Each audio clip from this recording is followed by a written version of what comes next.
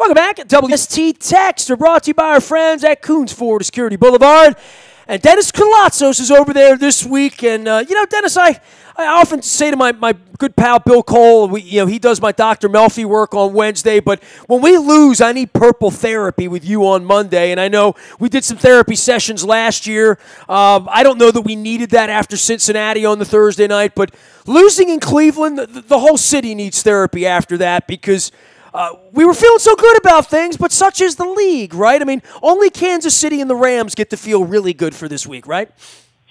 You're 100% correct, Nestor. I think if anyone had told any one of us that this past Saturday or Friday that if the Cleveland Browns, if we knew that the Browns would score 12 points on the Ravens, if we knew that and we had to bet money on it, we would definitely bet money that the Ravens would have scored at least 13 points. I think that's a fair statement, is it not? Fair enough.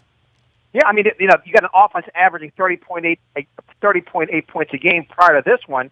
You're going on the road against Cleveland, and, I try not to read too much, and I try to, post-game, I try to form my own analysis, but people are blaming the defense. The defense led up 12 points in 5 quarters.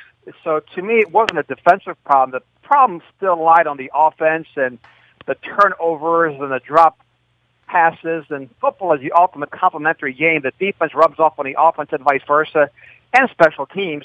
Plenty of blame certainly to go around, but very bitter loss. The Ravens should be at 4-1, but now they're 3-2 with another road game, and none of these games are gimmies. Every game in the NFL, any given Sunday, any given day, you never know what's going to happen. But this. Well, I'm not a gambling guy, but I know Vegas hates a team on the road third week in a row. You play your third week in a row on the road, you're supposed to lose that game. And Tennessee coming off a choppy effort as well. Both teams trying to find themselves this week. For my 50th birthday, Dennis, they can't go to 500 and lose to the Oilers this week. No, they can't because they would have waited to their great start. And the other problem, Nestor, is that they left a lot of points off the scoreboard in the first quarter. They should have had a minimum of 1, maybe 2 field goals, a touchdown, if you will.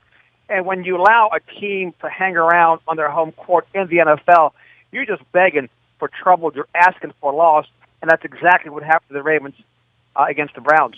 Dennis Koulatsos is joining us here. He, of course, will be here on Thursday from 3 until 5. It is the SSV on WNST. Also rebroadcast on Sunday. Dennis is out there during the games retweeting and thinking things through. I had to talk to Luke about this, and I know you were the first guy buying the Lamar Jackson jersey, and, he has been used in various situations, and I don't know what play was called when the Browns had their penalty that brought him onto the field, and then Marty rethought it and said, we'll break that out later or whatever, and he threw a pass. Mm-hmm. I don't, until it works, right, we're going to talk about it, and at some point there'll be a 50-yard pickup or a touchdown or some hocus-pocus or some chicanery or whatever it's going to be, but for me, I don't know what it is other than a goal line weapon, which I see that as being very, very interesting. I don't see it as being interesting until it gets into the red zone for me. I see it as, well, we're just trying to do this, and I don't know that it's good for Joe long term. I mean, it's weird. It was always going to be weird from the minute it happened at 11:30 that night, right? Well, what do they say? When you have 2 quarterbacks, you don't have one.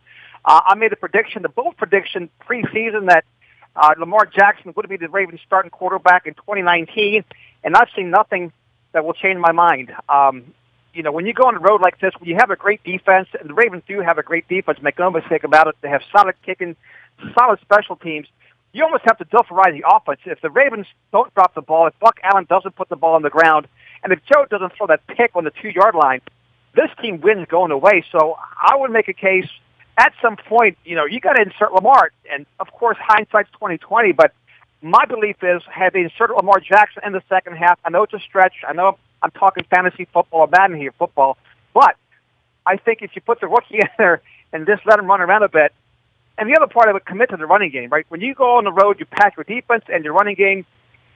Terrell Suggs said it years ago when they lost to Jacksonville and Ray Rice had 8 carries. Alex Collins had 6 carries, 42 yards, and a 7-yard average in the first half. I tweeted that out. They got away from the run. They got too cute in the second half. That's another big reason why they lost. They got too cute and too smart. They outsmarted themselves.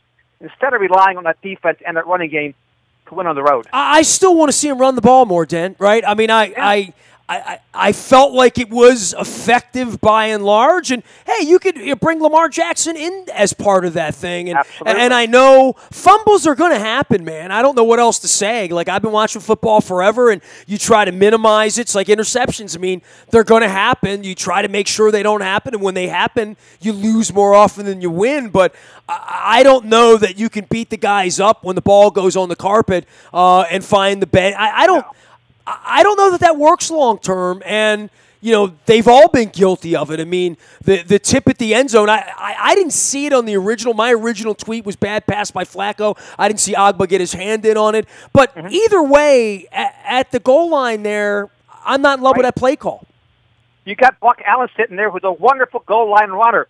Why not give it to Buck Allen 2 or 3 times? In that situation, he's going to get you 6 points guaranteed, and you're right. Guys are going to put the ball on the ground. I played running back in high school. I played running back in college, right? One of my last carries in college, tight game, coach says, calls the time, that's Koulatsos, don't fumble the ball. My guard forgot to pull. It was a trap play. I got hit as I was getting the ball. I fumbled the ball. When you touch the ball enough, you're going to put it on the ground. You're going to get stuck. You're not going to get 5, 6, 7 yards every time you carry the ball. You're going to lose a yard here. That doesn't mean that you get away from it. You commit to the run. Certainly the Browns committed to the run. Carlos Hyde, 17 carries. Duke Johnson, 5 carries. Chubb had a couple in there. They relied on their defense and the running game. And all those high draft picks that the Browns have had over these years, they're starting to come together. They're showing up, right? The names you hear in April, you're seeing them making plays in October.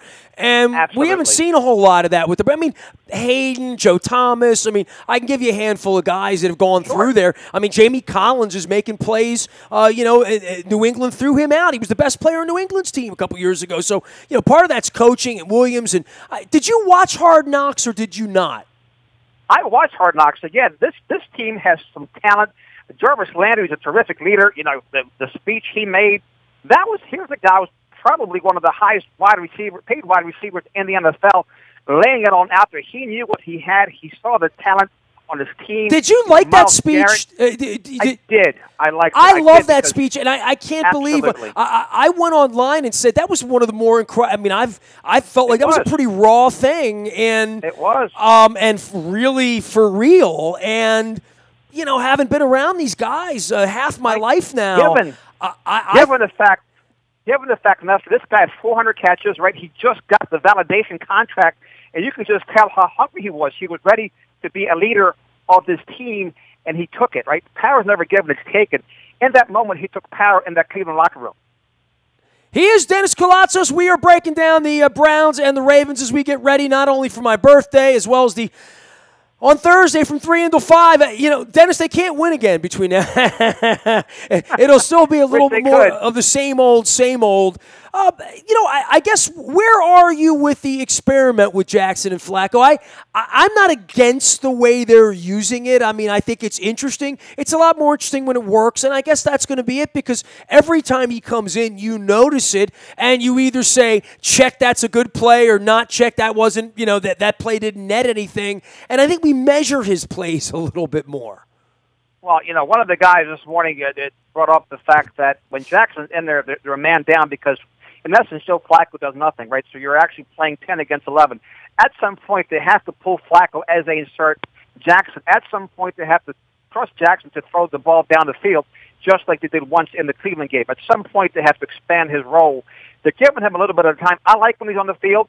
I think there's a lot more they can do. I think there's a lot more they're going to do.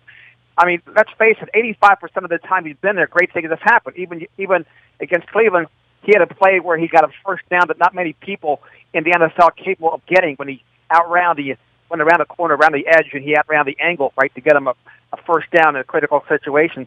But I do think at some point they have to sit Joe on the sideline to give this young man a chance to be a real NFL quarterback if that's their intention. But to me, that's not happening anytime soon for me. Yeah, but you know what? But again, Joe put the ball up 56 times.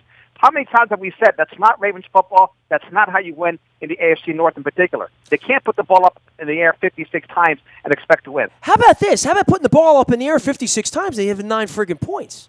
I mean, that's the amazing. I mean, That's exactly right. What would Unitas say about that? I mean, not that I want to channel Johnny U because I'm not that guy, but I mean, of that era, any one of the Frank Gifford, the people of that era, to say you threw the ball 56 times and you got 9 points, maybe you should run the damn thing. I can hear Sam Huff saying that, or I mean, that's it. Really is kind of an unbelievable stat, right? Look, Dean Pease was a damn good defensive coordinator. I supported the guy for years. But the last couple of seasons he was here in Baltimore, they blamed the defense for giving up, the last second touchdown, fourth down. But you know what?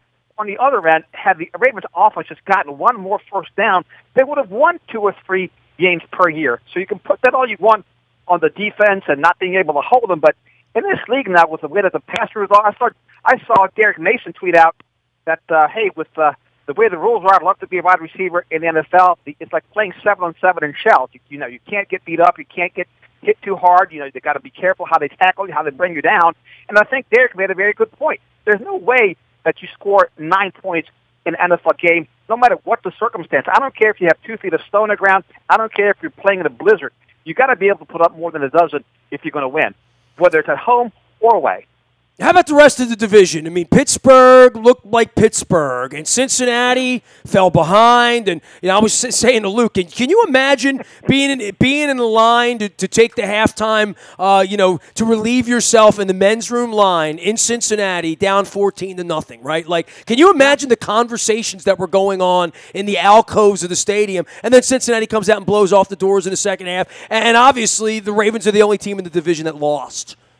Yeah, no question about it.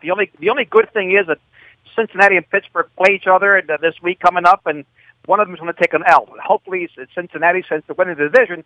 But anything can happen. The Bengals have shown that they're a very, very good team in all 3 facets of the game this year. It's going to be a great game. But look, the Ravens do have an opportunity to pick up a game on somebody as long as they can handle business at Tennessee. Well, I'll be in the Music City celebrating the Big 5-0, Den, and we'll. A little more gray coming in, a little more wisdom, Yeah, well, I wish we were sending you there at 4-1 versus 3-2. I'd feel a whole lot better, and so would you. Well, I think there's some motivation this week to beat the former Allers on my behalf, who also struggled over the weekend as well. Yeah, the one thing I said to Luke all week, there are a lot of competitive teams in this league, and I'll let the Rams run ahead in the race and let the Chiefs run ahead in the race. Wake me in January, but there are a lot of capable teams in the league because everybody seems to have a quarterback that's sort of capable on any given week, Blake Bortles aside.